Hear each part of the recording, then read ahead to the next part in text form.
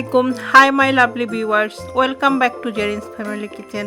আজ আমি আবারও চলে এসেছি নতুন আরেকটি ব্লগ নিয়ে। আশা করি সবাই ভালো আছেন। আলহামদুলিল্লাহ, আমিও ভালো আছি।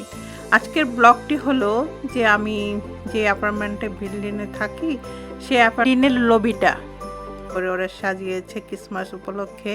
ওটা আজকে আপনাদের সাথে শেয়ার করব। আর একটি রেসিপিও শেয়ার করব, যে মার্বেল কেক রেসিপি। কেউ যদি ইচ্ছে করেন আপনারা সেই ক্রিসমাস বা পার্টি বা যে কোনো পার্টিতে এটা আপনারা বানিয়ে নিতে পারবেন। যে এই যে আমাদের অনেক অনেক পুরাতন বিল্ডিং, আজ আমি 22 বছর যাবৎ এই বিল্ডিংয়ে আছি। এত আপন হয়ে গিয়েছে, মনে হয় যেমন নিজেরই বাড়ি। ক্রিসমাস উপলক্ষে এরা কি সুন্দর করে দেখেন সাজিয়ে নিয়েছে লবিটা, দেখতেও ভালো লাগছে। তাই আচ্ছা ভাবলাম আপনাদের সাথে শেয়ার করি। যে এটা সামনের দিকে, এখানে আপনার ডোরম্যান বসে এটা এভাবে ওরা সাজিয়ে নিয়েছে পুরো লবিটা সুন্দর করে এভাবে এক সাইড।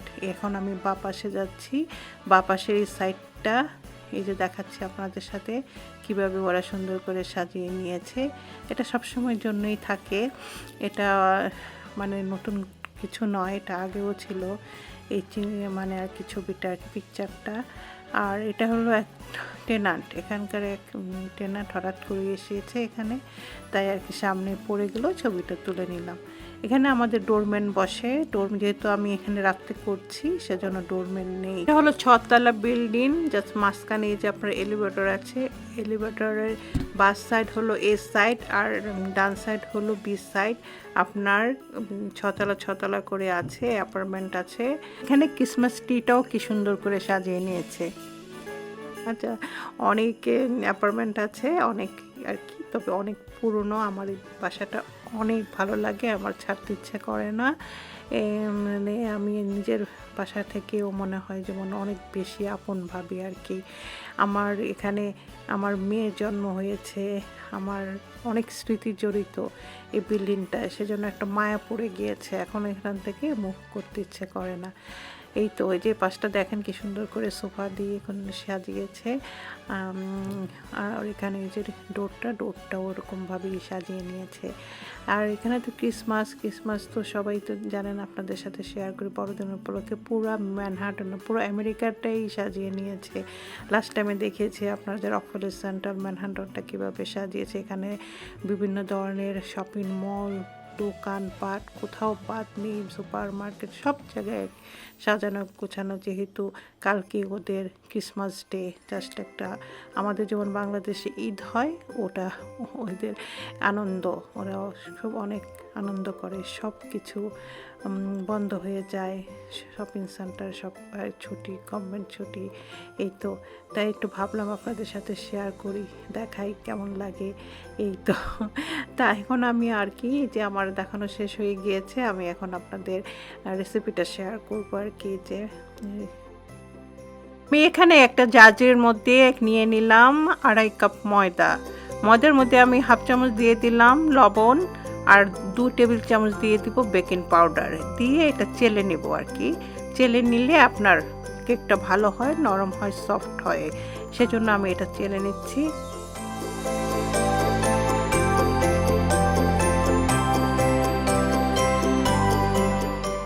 এখন আমার ময়দাটা টালা হয়ে গিয়েছে, এটা আমি সরিয়ে নিচ্ছি। সরিয়ে নিয়ে আরেকটা বলের মধ্যে আর কি, আপনার মিক্সিং বলের মধ্যে আমি নিয়ে নিব এখানে চিনি নিয়ে নিয়েছি এখানে 2 কাপ চিনি আমি এখানে ঢেলে নিয়ে এর সাথে আমি এখন বাটার দিয়ে দিব। আমি দিয়ে দিব এখানে 1 কাপ বাটার দিয়ে দিচ্ছি। এটা আবার মিক্স করে নিব আর কি।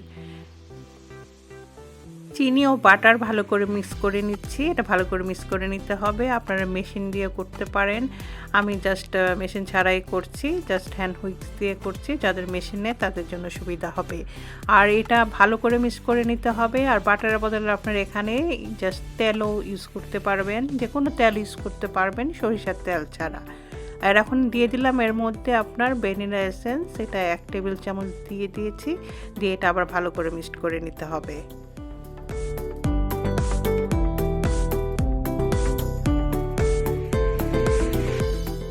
এখানে আমি 4টি ডিম নিয়েছি। এখন আমি দিয়ে দিচ্ছি দুটো ডিম দিয়ে আমি এটা একটু ভালো করে মিক্স করে নিব। আপনার চিনি আর বাটারের সাথে একসাথে দিচ্ছি না, জাস্ট আমি এটা ভালো করে মিক্স করা হয়ে গেলে পরে আমি আবার দুটো ডিম দিয়ে ভালো করে মিক্স করে নিব আলাদাভাবে। এখন আমি আবার দুটো ডিম দিয়ে দিচ্ছি। এখন দুটো ডিম দিয়ে আবার ভালো করে এটা ফেটে নিব আর কি, বিট করে নিব।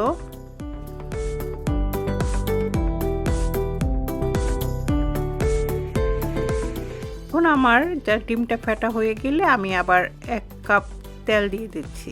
এখানে আমি জাস্ট রান্নার তেলই দিয়েছি, দিয়ে এটা আবার বিট করে নিচ্ছি। এখন আমি যে ময়দাটা তেলে নিয়েছিলাম সেই ময়দা থেকে হাফ ময়দা এখানে দিব, দিয়ে এটা আবার ভালো করে মিশিয়ে নিব, মিক্স করে নিচ্ছি।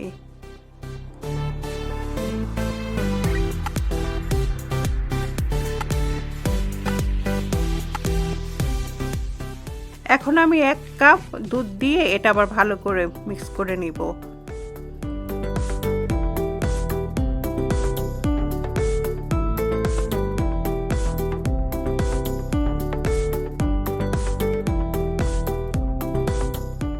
এখন আমি বাকি অর্ধেকটুকু ময়দা এর সাথে মিক্সড করে নিচ্ছি। মিক্সড করে নিয়ে ভালো করে মিক্স করে নিতে হবে, সুন্দর করে মিক্স করে নিতে যাতে লাম্পস না থাকে।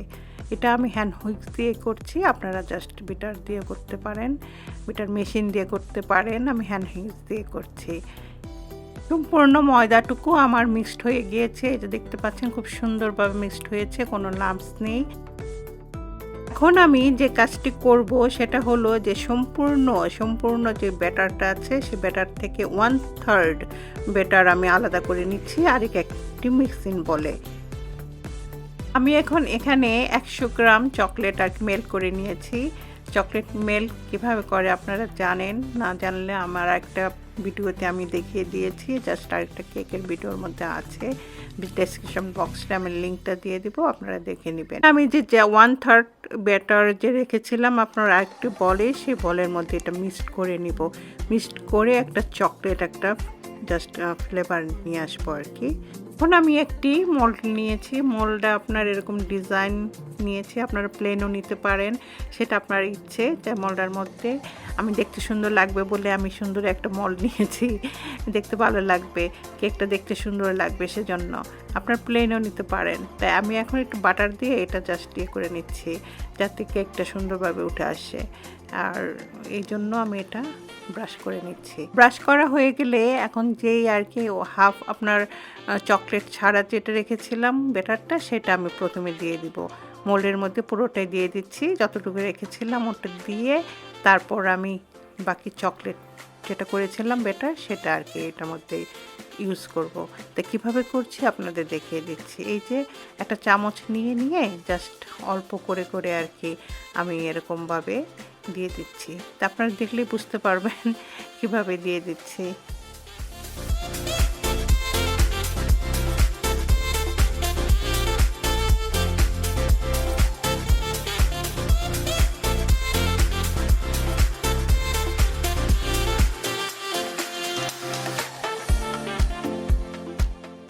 চামচ দিয়ে সবগুলো আমার দেওয়া হয়ে গিয়েছে। এখন আমি একটা নাইফ দিয়ে এটা একটু জাস্ট আঁকাবাঁকা করে একটা ডিজাইন করে দিব যাতে সুন্দর একটা শেপ আসে, ডিজাইনটা যেন সুন্দর হয় কেকের।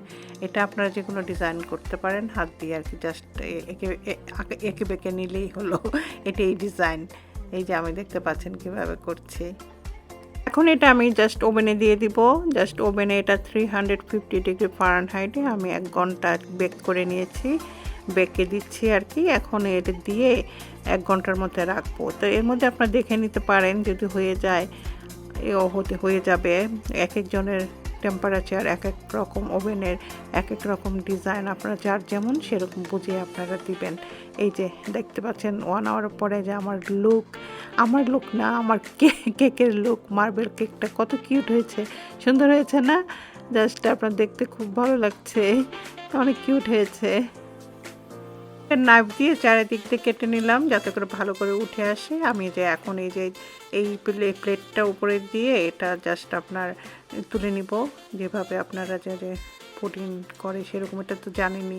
এই যে হয়ে গিয়েছে আমার কেক, কিন্তু আমার এখন গরম গরমে কাটতে হচ্ছে, কারণ সবাই বসে আছে, সবাই খাবে। অস্থির হয়ে যে কেকটা আমার ঠান্ডা হলে আর একটু ভালো হতো, জাস্ট গরম গরমে এটা আমি কেটে নিচ্ছি। এই যে আপনাদের দেখিয়ে দিচ্ছি এটার ভিতরে কি সুন্দর হয়েছে, এই যে গরম ধোঁয়া বের হচ্ছে এই যে এরকম আর কি। যাই হোক, ভালোই হলো, কেকটা খেতে খুব মজা হয়েছে, সবাই খুব পছন্দ করেছে। আমার মেয়ে, আমার উনি, আবার যাদেরকে দিয়েছিলাম সবাই পছন্দ করেছে, প্রশংসা করেছে। আপনারা এভাবে বানিয়ে নিতে পারেন। যদি ভালো লাগে আজকের ভিডিওটি, অবশ্যই লাইক, কমেন্ট, শেয়ার ও subscribe to my channel please. আমার জন্য দোয়া করবেন, ভালো থাকবেন। আল্লাহ হাফেজ।